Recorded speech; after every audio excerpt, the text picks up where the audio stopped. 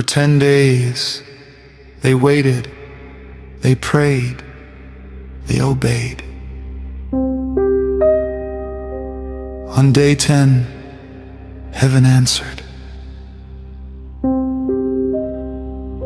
It was the feast of Pentecost in Jerusalem. The city was crowded. But in one quiet upper room, 120 people were gathered. They weren't planning a strategy. They weren't debating theology. They were doing the one thing Jesus commanded. They were waiting. 40 days earlier, Jesus had ascended to heaven. But before he left, he gave them a promise. Do not leave Jerusalem, but wait for the gift my Father promised. You will be baptized with the Holy Spirit. Acts chapter 1, so they waited day 1, day 5, day 9. What do you do when God says wait, and heaven feels silent? Then, on the 10th day, suddenly, a sound like the blowing of a violent wind came from heaven and filled the whole house where they were sitting. They saw what seemed to be tongues of fire that separated and came to rest on each of them.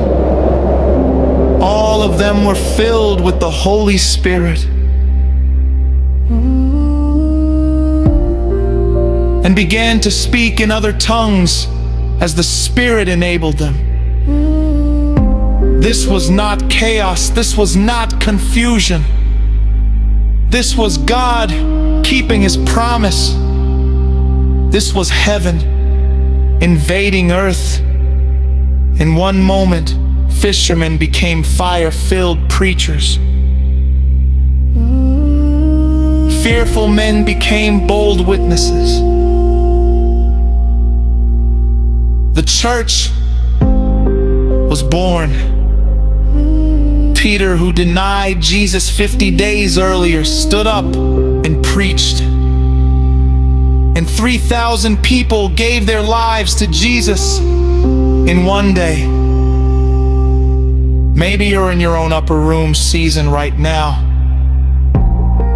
You're praying, you're waiting, and it feels like nothing is happening. But Pentecost proves this. God's delays are not God's denials. He was not ignoring them for 10 days. He was preparing them for the fire. What are you waiting on God for? Healing, direction, a promise. Don't leave your Jerusalem. Don't stop praying. Because when the fire falls, it will be suddenly.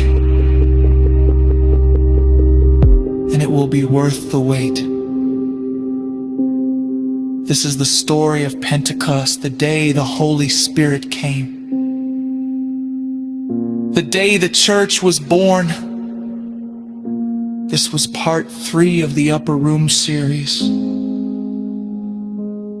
If this story moved you, share it with someone who needs to hear. Forgot the power of waiting undone.